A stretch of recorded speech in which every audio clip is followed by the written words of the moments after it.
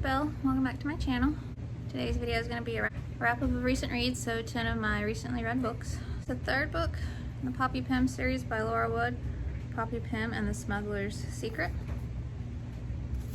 I love Poppy so much and all these amazing characters. The new element to this one, besides the new mystery, is a new location, and such a great location it was. It was perfect summer mystery story.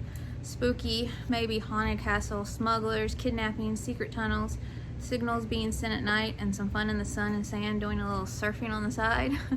Poppy, Ingrid, and Kit make the best team still, like I've said, and I just grow more and more attached to them. They're just such great kids, and they just have the best dynamic together. And the mystery in this one was so good. I like how they had a mystery from the 18th century linked with the current one, and our team tried to solve both. It's just so good. I love how all of that played out, how it all came together. And then Poppy's side mystery that's been getting more and more intriguing got even more so this book. At the end we got some important answers towards that, but then even more questions. The ending had me on the edge of my seat, so much suspense. Just love the ending so much in general. We didn't visit with Poppy's amazing circus family in this one much, but we still stayed in touch, which is always a great time. Those phone conversations and transcripts just have me laughing so hard. It's full of just as much mystery and adventure, danger, suspense, friendship, family, food with Kip, humor, and just so much heart. I just love this series so much. And then I read Three Strikes Summer by Skyler, Schrempp, and the author had sent me an advanced reader's copy. Thank you so much. This is out now. This was just such a wholesome, charming story. It was also so vividly told. The dialogue was so on point, and I could hear that 1930s Oklahoma twang just clear as day in my head. I ate that up. I could feel the dust and dirt on my skin and in my eyes and in my nose. Smell the peaches, see the shanties, just all of it was superb. This has the Sandlot movie vibes, but isn't like it. The vibes were good enough for me though, with the tough as nails girl as the main character too. Always being told no she can't play, no she can't know what's going on, no she can't speak her mind, etc. Amazing themes in here, some hard-hitting, such as workers' rights, women's rights in a way, because the very idea of Gloria playing baseball is laughable to boys at this time. Poverty, which includes losing your home and everything but your truck basically. Child loss, grief, anger. Gloria has so much anger. Anger at losing her farm and feeling like her pa didn't fight for their home or for them. Anger at her mom for the same reasons and some more reasons besides. Anger at probably even God himself, since her baby brother was taken along with everything else. All a part of grief and loss. Anger. She and her family have lost so much and are all still grieving. Now anger at the peach orchard men and how they run things there and treat everyone. And anger at a boy there trying to keep her from playing ball when she's the closest she's ever been to being able to play with the boys.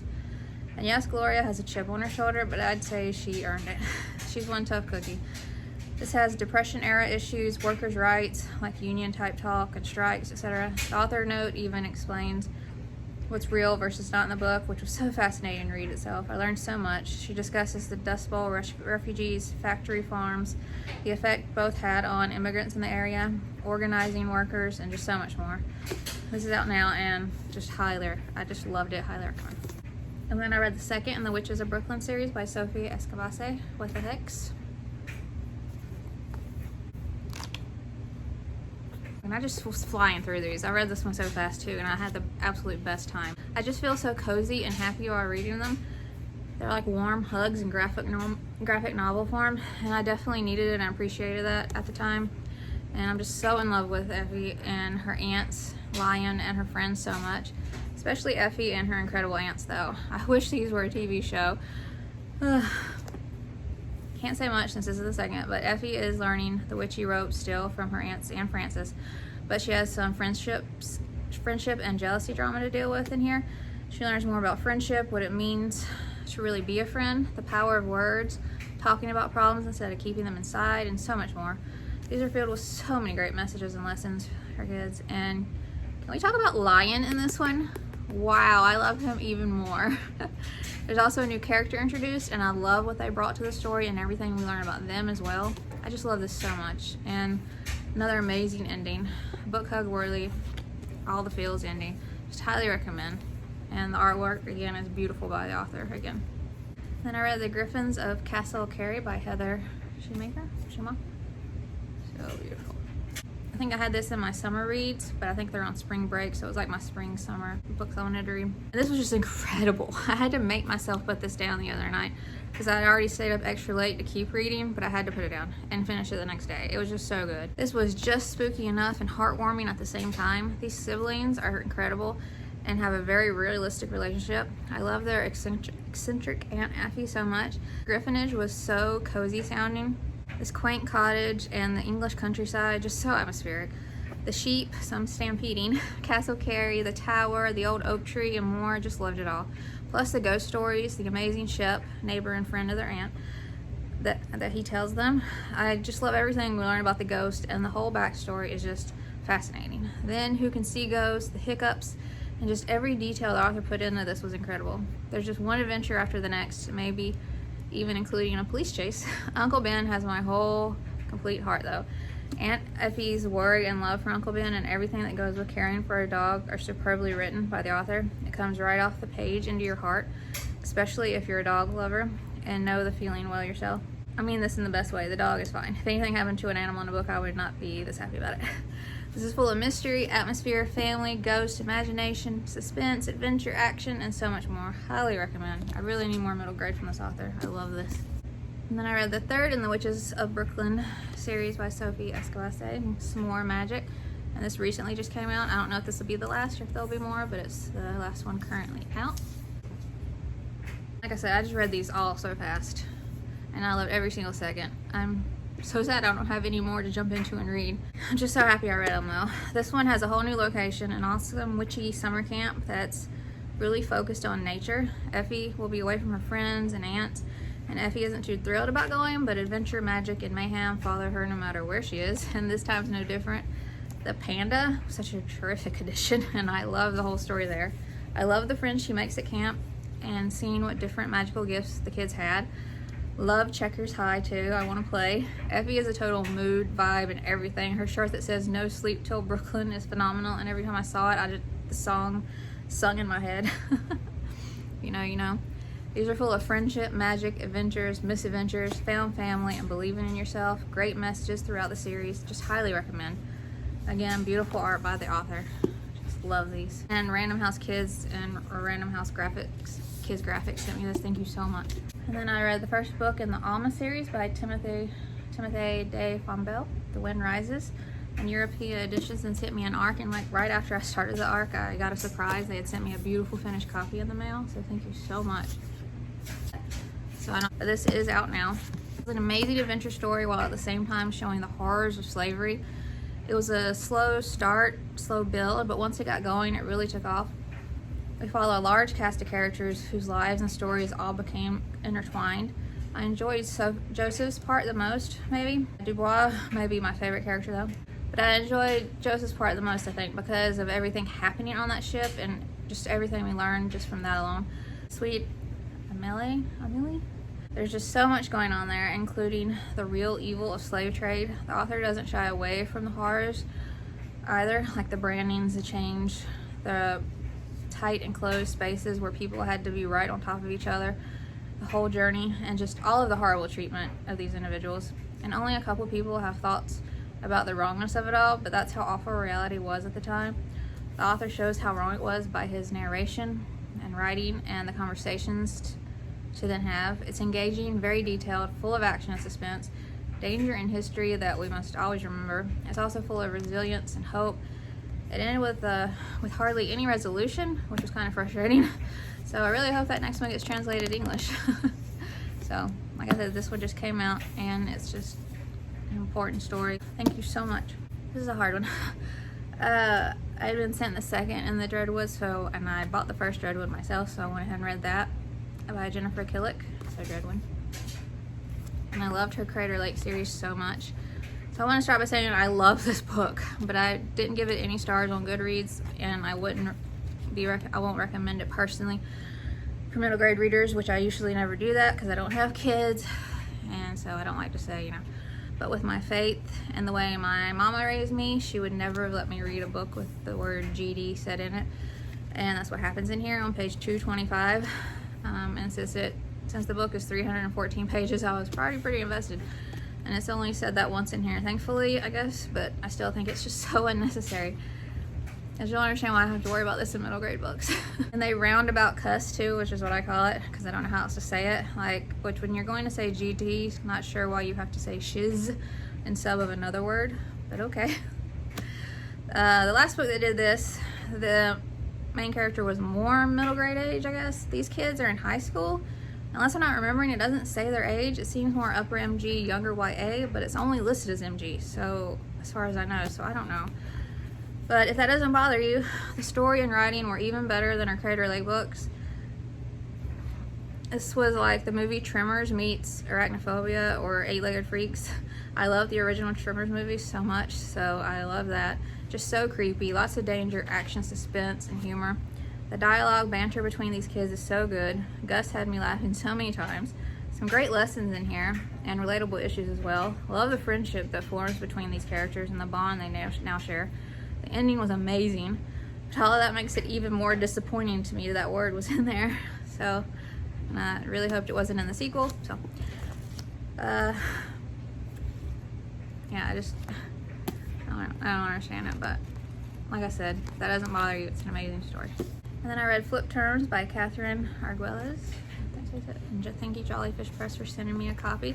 This is out now. Every contemporary they send me, I seem to love so much. So I'm really loving their, and even the ones that aren't contemporary, but I don't read a lot of contemporary, but when I do, it seems to be really great. And they've sent me a few, and they've been amazing. This has mystery with it too, so finished it in one day. I loved it so much. It's just so well done.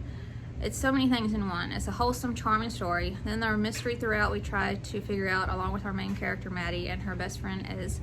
They even joke that they're going to Nancy Drew it.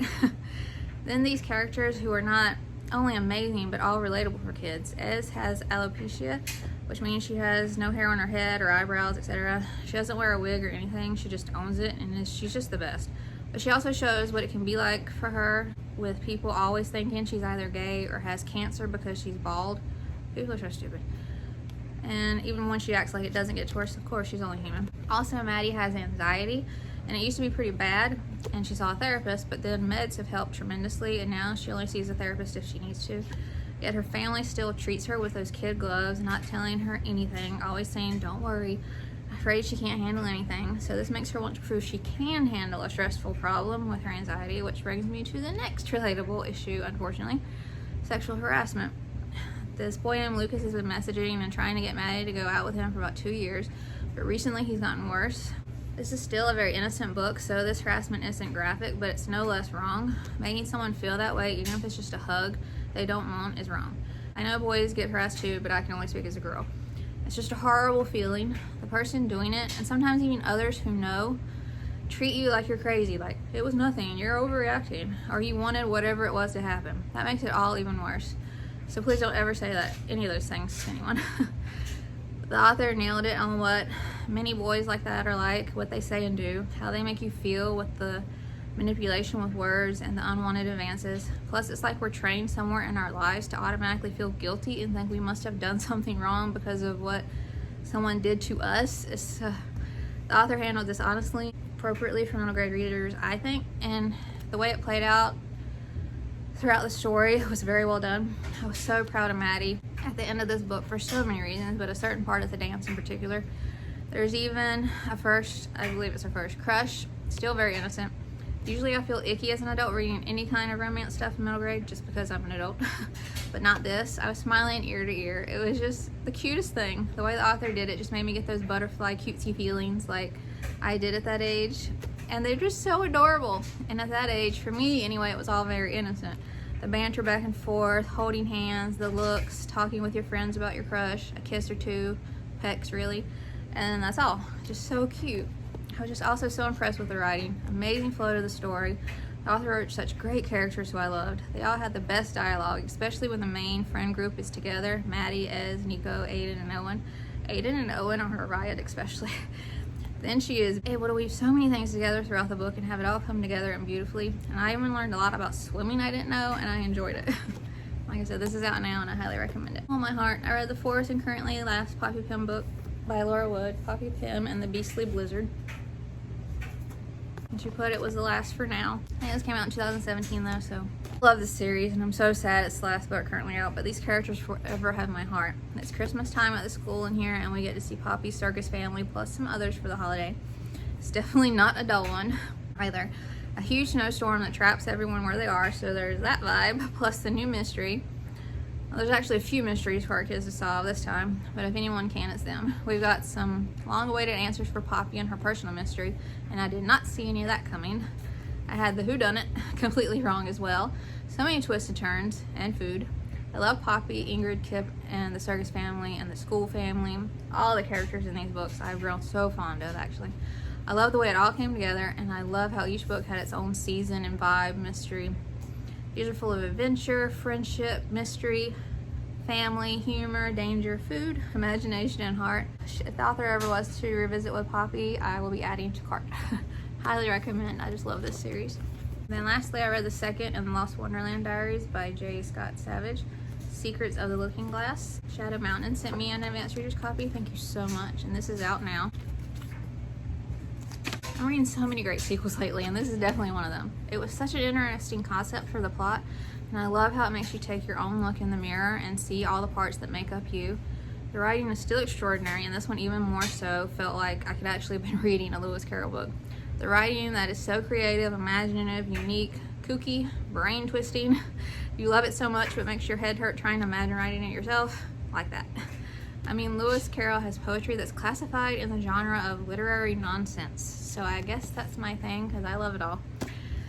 The author does such a fantastic job with the fantastical parts of the story, the wordplay, riddles, throwing logic right way, wrong way, all the way, Carroll's mathematical style elements, and also, I don't know if I'm going to say this right, but portmanteau words, where he combines words to make up his own words. Just pure talent, being able to write like that and have it come off beautifully and just works so well.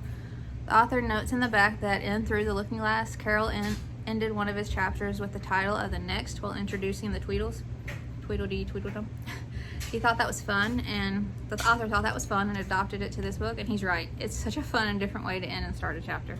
I also loved how he stuck with what he felt was right, and like Carroll's own sometimes unusual writing choices, and chose to write some of the book in first and some of the book in third person. He says it best, so I'll quote from the author's note. I needed the reader to get inside Celia's head so they could experience firsthand the doubts and fears of neurodiverse children.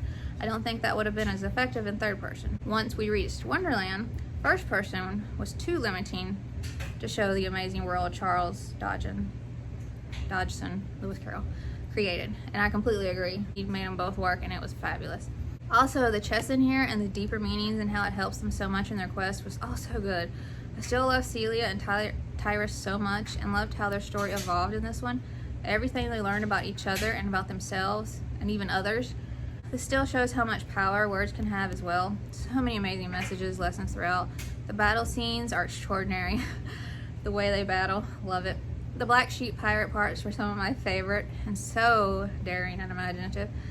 There's a certain princess who has some of my heart in here, but an amazing guy with hats who will always have my heart has much of it. I absolutely love the way this author writes his character. I said it feels like you're reading a Carroll book, and it does, but at the same time the author manages to do something I imagine to be quite difficult when joining with such a huge classic. He manages to make it its own story in its own right. He pays homage and respect to Lewis Carroll, his style, what he created, the world and characters he wrote and loved himself. But the author weaves together with his own style, characters, and story also. It's truly impressive, and all of it makes my head hurt for him. It's a lot to pull off and not have it seem like a carbon copy, cheap knockoff, etc. But he pulls it off and does it beautifully. Such a vivid story as well. I feel like the colors should be shooting out of the page. It's so vividly detailed and imaginatively written. I don't know how else to say it. This is full of friendship, imagination, logic and nonsense, lessons, words, again, adventure, and just so much more. Like I said, this is out now. I highly recommend it. I don't know if there will be a third, but I really hope so. Alright, y'all, that's it for this video. Have you read any of these? Did you like them? Did you not? Are there any that you want to read now? Let me know in the comments. Hope you enjoyed the video, and if you would like to subscribe, I would love that if you'd like to, and I'll see you in my next video. Bye.